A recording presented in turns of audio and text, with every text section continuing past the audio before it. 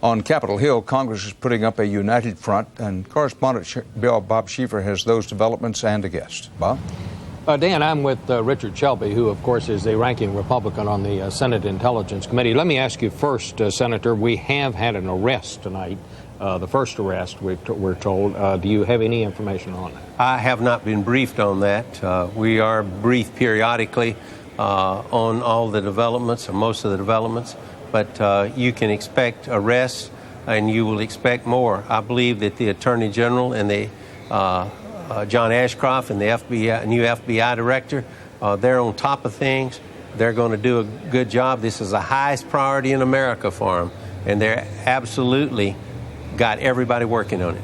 Well, as you say, you have been briefed along the way. How do you feel about the investigation? You think it's going all right? I believe that the investigation's in excellent hands. We've got all the top agents at the FBI. We've got the Justice Department leaving no stone unturned. This is, as I said, the number one priority. And one of the smartest things I thought they did was shut down the airports the other day to keep people from leaving this country and perhaps thwarting another incident. Now, your committee has oversight on the intelligence agencies. We do. And, you know, when the intelligence agencies have a success, most of the time we never hear about it. Absolutely. But when something like this happens, when they're blindsided, and clearly they were, it's called an intelligence failure. Was this a failure? Is there ever a way that we can prevent being blindsided, as apparently this country was? Well, there's always the risk of being blindsided. But I want to say this. Our intelligence agencies, and we have many agencies besides the CIA. CIA is the big one.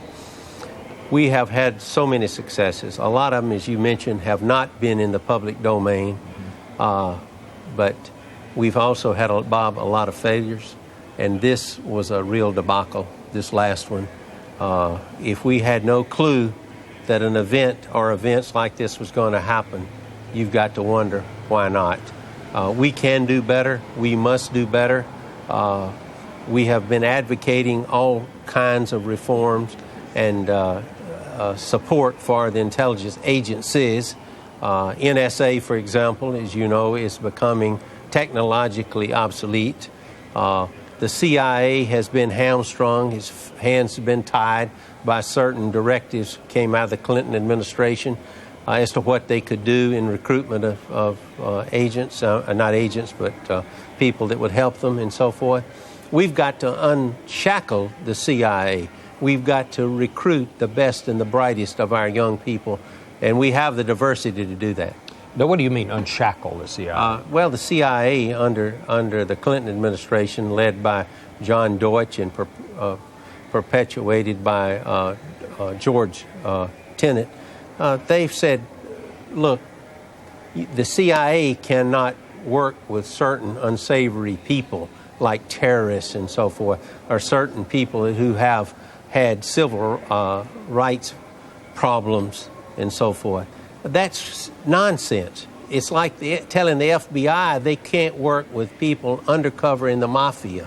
If you don't get down where the people with the dirt is, we will continue to be vulnerable. Do you think Tenet ought to resign, the head of the CIA? That's up to the President of the United States. You know, George Tenet, I think, is a good man. He's well-meaning, and he has a lot of skills. But there have been a lot of failures under his watch. But I believe myself, because we have more than just the CIA involved, that we need someone of cabinet-level stature that will be able to have the stature of Donald Rumsfeld and Colin Powell in the intelligence agency, to bring them all together, because we have too many agencies where everybody's a duke and nobody's a king. All right. Dan, did you want to come in with a question? No, Bob, as a matter of fact, I do appreciate Senator Shelby taking the time with us, and thank you very much, Senator. Always good to see you.